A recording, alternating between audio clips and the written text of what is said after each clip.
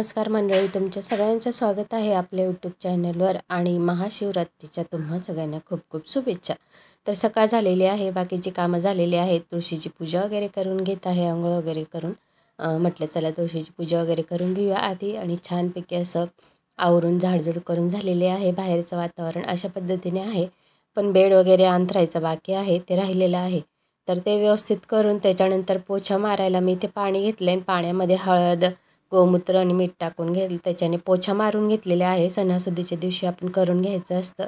पोछा वगैरे झाल्यानंतर मग देवांची अशा पद्धतीने सगळे स्वच्छ करून झालेले आहेत आणि जे भांडे लागणार आहेत आज पात्र वगैरे पाण्यासाठी हे सगळं अशा पद्धतीने क्लीन करून घेतलेले आहेत आणि देव मी किचन ओट्यावर असेच ठेवून दिलेले आहेत। म्हटलं थोडे धुवून झाले आहेत, चुकले की मग त्याच्यानंतर मी ठेवते। देवांची वगैरे पूजा मी कोणत्या पद्धतीने केली आहे ते तुम्हाला दाखवत आहे पुढे।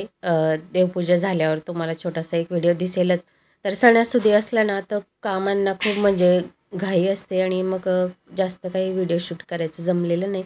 म्हटलं जेवढं आहे तेवढं थोडक्यात थोडं तुमच्यासोबत शेअर करूया। तर अशा पद्धतीने तुमच्या सगळ्यांचं खूप खूप स्वागत आहे आपल्या यूट्यूब चॅनलवर। मी अनुराधा। तर चला करूया छानपैकी दिवसाची सुरुवात सकाळी झालेली आहे आणि मंदिरात वगैरे जाऊन आलेला होता आम्ही। म्हटलं व्हिडिओ काही चालू नव्हता केलेला आणि खूप उशीर होतो, धावपळ कामांची सगळी सकाळचे कामं वगैरे। मग सगळे मी देवाची भांडी वगैरे इथे धुवून ठेवलेली आहेत, सगळं घासून पुसून सगळं ठेवलं गेलं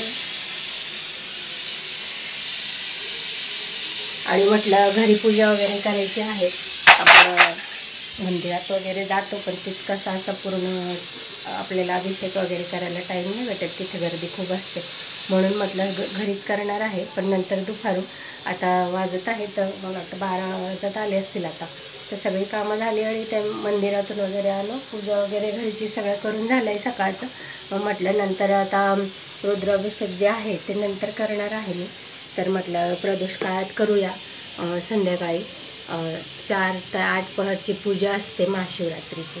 तुम्ही म्हणजे सकाळीच करू शकता, ब्रह्ममुहूर्तापासून स्टार्ट होऊन जातं, तर केव्हाही तुम्ही करू शकता जसं तुम्हाला हे असेल।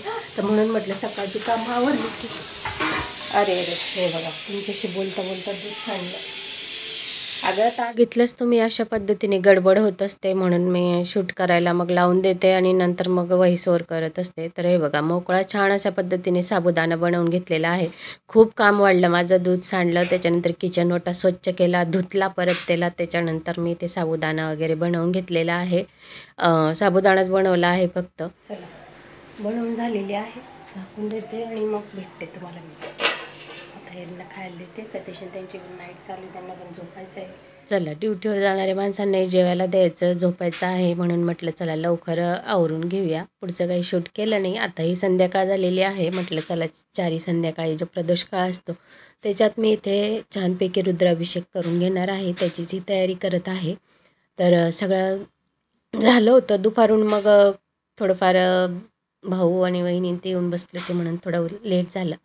मग म्हटलं काही प्रॉब्लेम नाही, तर केव्हाही आपण करू शकतो, रात्री 12, 1, 2 वाजतासुद्धा मुहूर्त होता तोपर्यंत। आणि महाशिवरात्रीला रात्रीचीच पूजा महत्त्वाची मानली गेलेली आहे। तर सगळ्यात आधी सगळ्या गोष्टींनी अभिषेक करून घ्यायचा आहे तुम्हाला, नमः शिवाय असं म्हणून। तर मी तसंच करून घेतलेलं आहे। दहीने म्हणजेच पंचामृत बनवून घेतलं होतं त्याच्याने, नंतर दुधाने, मग पाण्याने साध्या, नंतर मधाने। तुम्हाला जर ऊसाचा रस भेटला पाहिजे नेहमी तुम्ही करू शकता तशा पद्धतीने। ऊसाचा रस वगैरे काही राहिला ह्यावर्षी, मागच्या वर्षी मी आणला होता।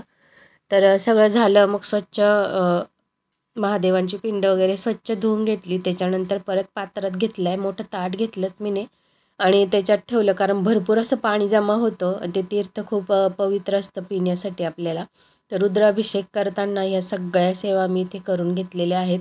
आपलं नित्यसेवेचं पुस्तक आहे ना, रुद्राष्टकम, शिवमहिम्न आणि महामृत्युंजय मंत्र वगैरे, शिवनामावली, खूप खूप सगळं आहेत। जवळजवळ मला 3 तास लागले होते सगळं करत करत।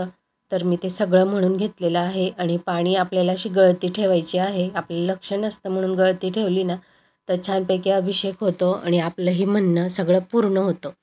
तर ते झालं, पाणी वगैरे काढून ठेवलं आहे मी तांब्यामध्ये, झाकून ठेवलं, कारण ते तीर्थ सगळ्यांना घरात दिलं ना खूप चांगलं असतं। त्याच्यानंतर एका ताट ठेवून घेतलेला आहे तांब्याचा, त्याच्यात महादेवांची पिंड वगैरे ठेवून घेतली, त्याची पूजा वगैरे करून घेतलेली आहे, आरती वगैरे करून झालेलं आहे.